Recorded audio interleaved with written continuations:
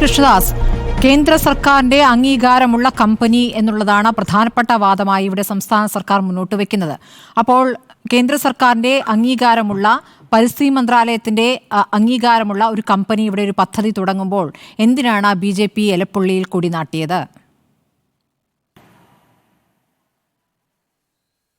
ഏതൊരു കമ്പനിയെ സംബന്ധിച്ചും ആ കമ്പനി അതാത് സംസ്ഥാനത്ത് അല്ലെങ്കിൽ അതാത് ജില്ലയിൽ അതിൻ്റെ പ്രവർത്തനം ആരംഭിക്കാനുള്ള അനുമതി പത്രവുമായി മുന്നോട്ട് പോകുമ്പോൾ സ്വാഭാവികമായും നേടേണ്ട പഞ്ചായത്ത് മുതൽ മുകളിലേക്കുള്ള എല്ലാ അനുമതികളും അത് നേടാൻ വേണ്ടിയിട്ടുള്ള ശ്രമത്തിൻ്റെ ഭാഗമായി മറ്റ് സംസ്ഥാനങ്ങളിലെ പ്രവർത്തനത്തിനോ അവിടുത്തെ യൂണിറ്റുകൾക്കോ വേണ്ടി നേടിയിട്ടുള്ള ലൈസൻസോ അതിൻ്റെ നടപടിക്രമങ്ങളുടെ ഭാഗമായിട്ടുള്ള കത്തുകളോ, കേന്ദ്ര സർക്കാരിൻ്റെ കത്തുകളോ, ഇനി പഞ്ചായത്തുകളുടെ കത്തുകളോ, അതാത് സംസ്ഥാനങ്ങളുടെ കത്തുകളോ, അതൊക്കെ ഈ സംസ്ഥാനത്ത് തുടങ്ങുന്ന ഒരു യൂണിറ്റിന് ബാധകമാണ് എന്ന് പറയുന്ന ആളുകളോട് പ്രത്യേകിച്ച് എനിക്കൊന്നും പറയാനില്ല. മറ്റൊരു പ്രധാനപ്പെട്ട കാര്യം, ആ കമ്പനിയെ സംബന്ധിച്ച് അവർക്ക് ഗ്രീൻ ട്രൈബ്യൂണലിൻ്റെ അനുമതിയുണ്ട്, അവർക്ക് കേന്ദ്ര ഗവൺമെൻറ്റിൻ്റെ പെട്രോളിയം മന്ത്രാലയത്തിന് അനുമതിയുണ്ട്. വളരെ എളുപ്പത്തിൽ വലിയ വിവാദമായി കൊണ്ടിരിക്കുന്ന ഒരു വിഷയത്തിൽ കേന്ദ്ര ഗവൺമെൻറ്റിനെയും ബഹുമാനപ്പെട്ട ഗ്രീൻ ട്രൈബ്യൂണലിനെയും കൂടി ചേർത്ത് വെച്ച് ഞങ്ങൾ വളരെ സുതാര്യമായിട്ടുള്ളൊരു കമ്പനിക്ക് എല്ലാ കേന്ദ്ര ഗവൺമെൻറ് അനുമതിയും കിട്ടിയതിന് ശേഷമുള്ള ഒരു നടപടിക്രമത്തിൻ്റെ ഭാഗമായി ചെയ്യുകയാണ് എന്നൊക്കെ പറഞ്ഞ് ഫലിപ്പിച്ച് ഇത് കേട്ടുകൊണ്ടിരിക്കുന്ന ആളുകളോട് ഇടതുപക്ഷ ഗവൺമെൻറ് ചെയ്യുന്നത് വളരെ പുണ്യപ്രവൃത്തിയാണ് വ്യവസായത്തിൻ്റെ കാര്യത്തിൽ, ഈ കാര്യത്തിൽ എന്ന് ധരിപ്പിക്കാൻ നടത്തുന്ന പ്രവർത്തനത്തോടും എനിക്ക് നല്ല നമസ്കാരം മാത്രമേ പറയാനുള്ളൂ. ബഹുമാനപ്പെട്ട സ്മൃതി, ഇവിടെ ഒരു പ്രധാനപ്പെട്ട ചോദ്യമുള്ളത്, ഇവിടുത്തെ എലപ്പുള്ളി പഞ്ചായത്തിൻ്റെ പ്രസിഡന്റ് അവരുടെ പ്രദേശവുമായി ബന്ധപ്പെട്ടുകൊണ്ടുള്ള, പഞ്ചായത്തുമായി ബന്ധപ്പെട്ടുകൊണ്ടുള്ള വിഷയങ്ങൾ ചൂണ്ടിക്കാണിച്ചു. ആ ജില്ലയെ സംബന്ധിച്ച്, പ്രത്യേകിച്ച് ചിറ്റൂർ മേഖലയെ സംബന്ധിച്ച്, പാലക്കാട് ജില്ലയെ സംബന്ധിച്ച് വർഷങ്ങൾക്ക് മുൻപ് ഞങ്ങളടക്കമുള്ള ഇടതുപക്ഷ പ്രസ്ഥാനങ്ങളടക്കമുള്ള ആളുകൾ നിരന്തരമായി സമരം നടത്തിയത് പ്ലാച്ചിമടയിലെ കമ്പനിയുമായി ബന്ധപ്പെട്ടുകൊണ്ടുള്ള ജലമൂറ്റലുമായി ആ ജില്ലയെ ബാധിക്കുന്ന കുടിവെള്ള പ്രശ്നവുമായി ചേർന്നുകൊണ്ടാണ്. ആ കമ്പനിക്ക് അത് അടച്ചുപൂട്ടേണ്ടി വന്നു, മുന്നോട്ട് പോകാൻ വേണ്ടി കഴിഞ്ഞില്ല. അതിൽ കോമ്പൻസേഷൻ കൊടുക്കാൻ വേണ്ടി നിശ്ചയിച്ചിട്ടുള്ള ആളുകൾക്ക് നാളിതുവരെ കൊടുത്തിട്ടുണ്ടോ? അതുമായി ബന്ധപ്പെട്ടുകൊണ്ടുള്ള ഏതെങ്കിലും തരത്തിലുള്ള ഫയലുകൾ നീങ്ങുന്ന സാഹചര്യം ഉണ്ടായിട്ടുണ്ടോ? എത്രയോ വർഷങ്ങളായി അവിടുത്തെ ആളുകൾക്ക് അതിൻ്റെ കോമ്പൻസേഷൻ കിട്ടാൻ വേണ്ടി അവർ കാത്തുകിടക്കുകയാണ്. അതൊക്കെ അവിടെ നിൽക്കട്ടെ. ഇവിടെ ഗ്രൗണ്ട് വാട്ടർ ഞങ്ങൾ ഉപയോഗിക്കില്ല. ഞങ്ങൾ മലമ്പുഴയിൽ നിന്നുള്ള വെള്ളം വാട്ടർ അതോറിറ്റിയാണ് കൊടുക്കാൻ വേണ്ടി പോകുന്നത്. അതിനൊക്കെ അതിൻ്റേതായിട്ടുള്ള നിയമവും അതിനുള്ള സാഹചര്യവും അതിൻ്റെ നടപടിക്രമങ്ങളുമില്ലേ? ഇതൊക്കെ ആരെ പറ്റിക്കാനാണ് ഈ തരത്തിലുള്ള പ്രചരണങ്ങൾ നടത്തുന്നത്? മലമ്പുഴയിൽ നിന്നെടുക്കുന്ന വെള്ളം വ്യാവസായിക ആവശ്യത്തിന് കൊടുക്കുമ്പോൾ അത് ഈ കമ്പനിക്ക് കൊടുക്കാം എന്ന് എവിടെ എഴുതി വെച്ചിരിക്കുന്നു? അങ്ങനെ ഉണ്ടോ? ഇനി അതല്ലെങ്കിൽ സർക്കാർ തീരുമാനിക്കട്ടെ അതിൻ്റെ നടപടിക്രമങ്ങൾ എന്താണെന്നത്. സ്മൃതി ആവർത്തിച്ച് ചോദിച്ചല്ലോ എത്ര വെള്ളം കൊടുക്കാൻ കഴിയുമെന്ന്. എന്തെങ്കിലും ഒരു ഉത്തരം ഈ സർക്കാരിനെ പ്രതിനിധീകരിക്കുന്ന ഇടതുപക്ഷത്തിൻ്റെ പ്രതിനിധിക്ക് പറയാൻ കഴിഞ്ഞോ? അപ്പോൾ അത് ആ തരത്തിലുള്ള കാര്യങ്ങളിൽ അവ്യക്തതയുണ്ട് എന്നുള്ളതല്ല, വ്യക്തത സർക്കാരിനുണ്ട് ഇതിൽ നടക്കുന്ന അഴിമതിയെ സംബന്ധിച്ച്, ഇതിൽ നടക്കുന്ന തെറ്റായിട്ടുള്ള നടപടികളെ സംബന്ധിച്ച്. ഇപ്പോൾ നേരത്തെ സ്മൃതി ഒരു പ്രധാനപ്പെട്ട ചോദ്യം ചോദിച്ചു. 2022 നിരാകരിച്ച ഒരു നടപടിക്രമം പിന്നീട് 2023 നയം മാറ്റിക്കൊണ്ട് എങ്ങനെ പെട്ടെന്ന് ഈ കമ്പനിക്ക് കൊടുക്കാൻ വേണ്ടിയുള്ള തീരുമാനമുണ്ടായി, അല്ലെങ്കിൽ നടപടിക്രമങ്ങളിൽ മാറ്റമുണ്ടായി? ബഹുമാനപ്പെട്ട സ്മൃതി, 2022 ബജറ്റ് പ്രസംഗത്തിൽ മാർച്ച് 11 ശ്രീ KN ബാലഗോപാലിൻ്റെ ബജറ്റ് പ്രസംഗത്തിൻ്റെ ഇൻഡസ്ട്രിയൽ സെക്ടർ എന്ന് പറയുന്ന അദ്ദേഹത്തിൻ്റെ പ്രസംഗത്തിൻ്റെ ഭാഗത്ത് അഗ്രികൾച്ചറൽ സെക്ടറിനെ കോർത്തിണക്കിക്കൊണ്ട് ചില പദ്ധതികളും പരിപാടികളും പ്രഖ്യാപിക്കുകയുണ്ടായി. അതിൻ്റെ ആ ബജറ്റ് പ്രസംഗത്തിൻ്റെ 64-ാമത്തെ പാരഗ്രാഫ് മുതൽ 70-ാമത്തെ പാരഗ്രാഫ് വരെയുള്ള അതിൻ്റെ പ്രസംഗത്തിൻ്റെ പ്രധാനപ്പെട്ട ഭാഗങ്ങളിൽ 64-ാമത്തെ പാരഗ്രാഫിൽ ഒരു കാര്യം അദ്ദേഹം പ്രഖ്യാപിക്കാൻ, steps will be taken to produce value-added products such as ethanol and beverage with low alcoholic content by making use of fruits and various agricultural produces. 2 കോടി രൂപ അതിനുവേണ്ടി മാറ്റിവെച്ചിട്ടുണ്ട് എന്നാണ് പറഞ്ഞത്. അന്ന് നമ്മൾ വിചാരിച്ചത് തിരുവനന്തപുരത്തെ TCRI-യുമായി ചേർന്നുകൊണ്ട് സർക്കാർ ഈ പദ്ധതികളുമായി മുന്നോട്ട് പോകുന്നു എന്നുള്ളതാണ്. സ്മൃതി, നമ്മൾ മനസ്സിലാക്കുന്നത് 2022 ഈ സർക്കാരിനെ ഈ കമ്പനി സമീപിക്കുമ്പോൾ തന്നെ എങ്ങനെയാണ് 99 ബഹുമാനപ്പെട്ട ശ്രീ EK നായനാരുടെ നേതൃത്വത്തിലുള്ള ഗവൺമെന്റ് അന്ന് 4-അംഗ സമിതിയെ നിശ്ചയിച്ചുകൊണ്ട് ശ്രീ വിനോദ് റോയും ജോൺ മത്തായും അമിതാഭ് കാന്തും യോഗേഷ് ഗുപ്തയും അടക്കമുള്ള ആളുകളുടെ സമിതിയെ നിശ്ചയിച്ചുകൊണ്ട് ഇനി കൂടുതലായി ബ്രൂവറികൾ അനുവദിക്കണമോ, ഡിസ്റ്റിലറികൾ അനുവദിക്കണമോ, ഇതുമായി ബന്ധപ്പെട്ടുകൊണ്ടുള്ള നടപടിക്രമങ്ങൾ പഠിക്കാൻ വേണ്ടി നിശ്ചയിച്ചതിന് ശേഷം അവർ കൊടുത്ത റിപ്പോർട്ടിനെ അപ്പടി അംഗീകരിച്ചുകൊണ്ട് 99 മുതൽ നമ്മുടെ സംസ്ഥാനത്ത് ഈ നടപടിക്രമങ്ങൾ നിർത്തിവെക്കുന്ന ഒരു സാഹചര്യമുണ്ടായി. അതിനുശേഷം ഗവൺമെന്റുകൾ മാറി വന്നു. പല ഗവൺമെന്റുകളും അത് തുടങ്ങാൻ വേണ്ടിയുള്ള ശ്രമങ്ങൾ നടത്തി.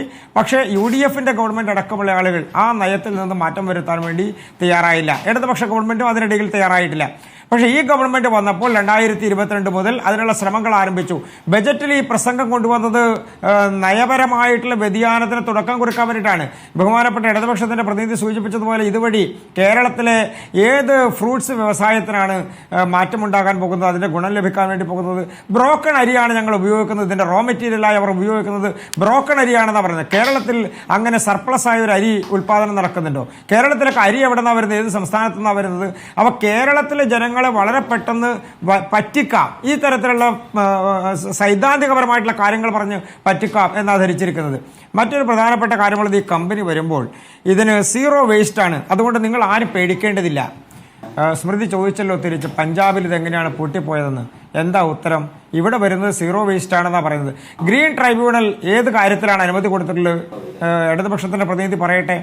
എത്തനോൾ ഉൽപാദനവുമായി ബന്ധപ്പെട്ടുകൊണ്ട് പെട്രോളിയം കമ്പനികൾക്ക് എത്തനോൾ ലഭിക്കുന്നതിനുള്ള അതിന്റെ നടപടിക്രമങ്ങളുടെ ഭാഗമായി അവർ വിളിച്ചിട്ടുള്ള ടെൻഡറോ ഇനി അതല്ല അതിനു വേണ്ടിയിട്ടുള്ള അപേക്ഷയോ അത് കൊടുക്കുന്ന സമയത്ത് എത്തനോൾ ഉൽപ്പാദിപ്പിക്കുന്ന ഒരു കമ്പനിയെ ഷോർട്ട് ലിസ്റ്റ് ചെയ്തു എന്നുള്ളത് കൊണ്ട് അത് കേരളത്തിൽ എത്തനോൾ മാത്രമല്ല മറ്റ് നടപടിക്രമങ്ങൾക്കും അതിനുള്ള ലൈസൻസ് കിട്ടിയിട്ടുണ്ട് എന്ന് പ്രചരിപ്പിക്കാൻ ഈ സർക്കാരിനെ പ്രതിനിധീകരിക്കുന്ന ആളുകൾക്ക് മാത്രമേ സാധിക്കൂ.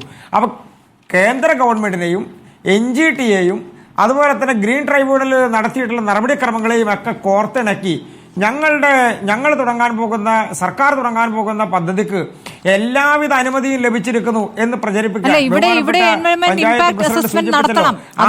അത് നടത്തിയിട്ടില്ല എന്നുള്ളതാണ് നമ്മുടെ മുന്നിലെ യാഥാർത്ഥ്യം. അതിനിടയ്ക്ക് ശ്രീ കൃഷ്ണദാസ്, താങ്കൾ പറഞ്ഞു വന്നതിൽ ഒരു ഫാക്ട് എററുണ്ട്. കൊക്കക്കോളയുടെ കാര്യത്തിൽ 216 കോടി രൂപയുടെ നഷ്ടപരിഹാരം അങ്ങനെ ഒരു കണക്കുണ്ടായിരുന്നല്ലോ. അങ്ങനെ ഈടാക്കാവുന്നതാണ് എന്ന പ്ലാച്ചിമടയിൽ തെളിവെടുപ്പിന് ശേഷം ശുപാർശ ചെയ്തതാണ്. ആ റിപ്പോർട്ടിന്റെ അടിസ്ഥാനത്തിൽ കേരള നിയമസഭ നഷ്ടപരിഹാര ട്രൈബ്യൂണലിൽ ബില്ല് പാസാക്കുകയും രാഷ്ട്രപതിയുടെ അനുമതിക്കായി കേന്ദ്രത്തിലേക്ക് അയക്കുകയും ചെയ്തു. ബില്ല് കേന്ദ്ര ആഭ്യന്തര വകുപ്പ് സംസ്ഥാന സർക്കാരിന് തിരിച്ചയച്ചു. കേന്ദ്രം ഉന്നയിച്ച കാര്യങ്ങളിൽ 2011 തന്നെ സംസ്ഥാന സർക്കാർ 2011 സംസ്ഥാന സർക്കാർ മറുപടി നൽകിയാണ്. ഒടുവിൽ ബിൽ അംഗീകരിക്കാനാകില്ലെന്ന രാഷ്ട്രപതിയുടെ തീർപ്പോടുകൂടി ബില്ല് 2015 ഡിസംബറിൽ കേന്ദ്ര സർക്കാർ സംസ്ഥാന സർക്കാരിന് തിരിച്ചയക്കുകയാണ് ഉണ്ടായിട്ടുള്ളത്. അപ്പോൾ കേന്ദ്രം സംസ്ഥാന സർക്കാരിന് അത് തിരിച്ചയച്ചു എന്നുള്ളതാണ് നമ്മുടെ മുന്നിലെ യാഥാർത്ഥ്യം. ആ 215 കോടി ഇവിടെ നഷ്ടപരിഹാരം ലഭിക്കേണ്ടവരുടെ അവസ്ഥയാണ് പറയുന്നത്. അപ്പോൾ അവിടെ കേന്ദ്രത്തിൽ നിന്നും കേരളത്തിന് തിരിച്ചടിയാണ് ഉണ്ടായിരിക്കുന്നതിനുള്ള യാഥാർത്ഥ്യം മറച്ചു വെക്കാനാവില്ല. അതിന് മറുപടി ഉണ്ടോ? 2011 സ്മൃതി ഒരു കാര്യം കൂടി ആലോചിക്കേണ്ടത്, 2011 ഇവരടക്കമുള്ള ആളുകൾ സപ്പോർട്ട് ചെയ്ത ഗവൺമെന്റിലെ അവിടെ അധികാരത്തിലിരുന്നത്. അതിനുശേഷം നാളിതുവരെ ഏതെങ്കിലും ഒരു പേപ്പർ അങ്ങോട്ട് മുന്നോട്ട് പോയോ? ഞാൻ ചോദിക്കുന്നത്, അതിപ്പോൾ BJP ഏതോ അനുമതി കൊടുത്തു എന്നൊക്കെ പറയാൻ വേണ്ടി ശ്രമിച്ചാൽ, അല്ലെങ്കിൽ BJPയുടെ ഗവൺമെന്റ് അനുമതി കൊടുത്ത് ഒരു വ്യവസായത്തെ കേരളത്തിലേക്ക് വിട്ടിരിക്കുകയാണ് ഇവിടെ ശക്തമായിട്ടുള്ള തൊഴിലുണ്ടാക്കാൻ എന്ന് പറഞ്ഞാൽ, അങ്ങനെയൊക്കെ ഇതിനെ പ്രചരിപ്പിക്കുന്ന ആളുകളോട് എന്താ നമുക്ക് പറയാൻ വേണ്ടി കഴിയുക? അതാണ് ഞാൻ സൂചിപ്പിക്കാൻ വേണ്ടി വന്നത്. ബഹുമാനപ്പെട്ട പഞ്ചായത്ത് പ്രസിഡന്റ് അവരുടെ പഞ്ചായത്തിൽ ഒരു വ്യവസായം വരാൻ പോകുന്നത് 2 ദിവസം മുൻപാണ് അറിഞ്ഞത് എന്ന് പറഞ്ഞാൽ അതിന്റെ അർത്ഥം എന്താണ്? സർക്കാർ ഇതുമായി ബന്ധപ്പെട്ടുകൊണ്ട് നടപടികൾക്ക് വേണ്ടി മുന്നോട്ട് പോകുമ്പോൾ ഞങ്ങൾ എല്ലാ പേപ്പറുകളും പരിശോധിച്ചു, ഞങ്ങൾ അവർക്കുള്ള അനുമതിയുമായി മുന്നോട്ട് പോകുന്നു എന്ന് പറഞ്ഞാൽ അതിനു മുൻപ് പരിസ്ഥിതി പഠനത്തെക്കാൾ അപ്പുറത്ത് അവർ പ്രാഥമികമായി നേടേണ്ട ലൈസൻസുകൾ അതാത് ലോക്കൽ ബോഡി മുതൽ മുകളിലേക്കുള്ള എല്ലാ സ്ഥലങ്ങളിൽ നിന്നും വാങ്ങണ്ടേ, നടപടികൾ പൂർത്തീകരിക്കണ്ടേ? അങ്ങനെയുള്ള നടപടിക്രമങ്ങൾ പൂർത്തീകരിക്കാൻ അവർ തുടക്കമിടേണ്ടത് എവിടെ നിന്നാണ്? ആ സ്ഥലവുമായി ബന്ധപ്പെട്ടുകൊണ്ട് അവരുടെ 24 ഏക്കറിൽ പാടമുണ്ട് എന്നാണ് നമ്മൾ മനസ്സിലാക്കുന്നത്. അപ്പം നിലമാണെങ്കിലും അത് മറ്റ് നടപടിക്രമങ്ങൾ പൂർത്തീകരിച്ചുകൊണ്ട് അവർക്ക് ഉപയോഗിക്കാൻ കഴിയുന്നതാണോ എന്ന് പരിശോധിക്കപ്പെടണം. അതിനുള്ള അനുമതി അവർക്ക് കിട്ടിയിട്ടുണ്ടോ എന്ന് പരിശോധിക്കപ്പെടണം. അപ്പം അതിന് പ്രാഥമിക അനുമതി കൊടുക്കേണ്ട പഞ്ചായത്ത് പറയുകയാണ് ഞങ്ങൾ 2 ദിവസം മുമ്പാണ് ഈ പ്രശ്നം തന്നെ അറിയുന്നത്, ഈ വിഷയം അറിയുന്നത് എന്ന് പറഞ്ഞാൽ ഇതിന്റെ അനുമതിക്ക് എവിടെയോ ഒരു കള്ളക്കളിയിലൂടെ അതല്ലെങ്കിൽ മറ്റൊരു പിൻവാതിലിലൂടെ ഇതിനു വേണ്ടിയിട്ടുള്ള നടപടിക്രമങ്ങൾ പൂർത്തിയാക്കാനുള്ള ഒത്താശയും അതിനു വേണ്ടിയിട്ടുള്ള നടപടിക്രമങ്ങൾ പൂർത്തിയാക്കുന്നതിന്റെ ഭാഗമായിട്ടുള്ള എല്ലാ കാര്യങ്ങൾക്കും സർക്കാർ ഒരു പിൻവാതിൽ നടപടികൾ ആരംഭിച്ചിട്ടുണ്ടായിരുന്നു എന്നല്ലേ നാം മനസ്സിലാക്കേണ്ടത്. അതിന് എവിടെ നിന്ന് ധൈര്യം കിട്ടുന്നു, എവിടെ നിന്ന് അനുമതി കിട്ടുന്നു, എവിടെ അതിന്റെ പ്രോസസ് നടക്കുന്നു? ഇതാണ് ഇടതുപക്ഷത്തിന്റെ പ്രതിനിധി പറയേണ്ടത്. അതിനപ്പുറത്തേക്ക് കോൺഗ്രസിന്റെ ഒരാളുടെ കമ്പനി ചൂണ്ടിക്കാണിക്കുക, BJP സർക്കാരിനെ ചൂണ്ടിക്കാണിക്കുക, കേന്ദ്ര സർക്കാരിനെ ചൂണ്ടിക്കാണിക്കുക, ഒരു കോടതിയെ തന്നെ മുൾമുനയിൽ നിർത്തിയാണ് ഇടതുപക്ഷത്തിന്റെ പ്രതിനിധി. NGT എന്ന് പറഞ്ഞാൽ ഈ രാജ്യത്തെ എല്ലാ സ്ഥാപനങ്ങളെ സംബന്ധിച്ചും അവിടെ ഉണ്ടാകുന്ന പാരിസ്ഥിതിക പ്രശ്നങ്ങൾക്ക് അനുമതി കൊടുക്കുകയോ കൊടുക്കാതിരിക്കുകയോ ചെയ്യുന്ന, അതല്ലെങ്കിൽ അത് പരിശോധിച്ച് ഉത്തരം പറയേണ്ട ഒരു കോടതിയെ തന്നെ, ട്രൈബ്യൂണലിനെ തന്നെ വലിയ തരത്തിൽ ഉപയോഗിച്ചുകൊണ്ട് അവർക്ക് അനുകൂലമായി ഞങ്ങളുണ്ട്, സർക്കാരുണ്ട്, അതിന്റെ കാരണം NGT അനുമതി കൊടുത്തിട്ടുണ്ട് എന്നാണ്. അതൊന്ന് കാണിക്കട്ടെ ഇടതുപക്ഷത്തിന്റെ പ്രതിനിധിയും ഈ സർക്കാരും. NGTയുടെ അനുമതി ഇവിടെ പാലക്കാട് തുടങ്ങാൻ കിട്ടിയിട്ടുണ്ട് എന്നുള്ളത്.